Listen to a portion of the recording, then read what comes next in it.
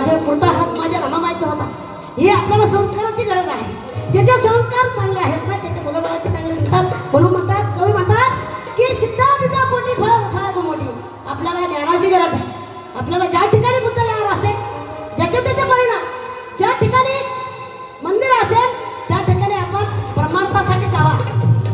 ज्या ठिकाणी बुद्ध यावर आहे त्या ठिकाणी आपण वंदनासाठी जावा. आमच्या सगळ्या माय बहिणीला सांगते, आलं काहीच नाही आहे, संस्काराची गरज आहे. तुमचे आमचे संस्कार एक असले ना तर सर्व काही एक होतं. आपण महाराष्ट्राचे आहोत, आपल्याला गरज नाही जात पात भेदभाव काहीच नाही कुठं.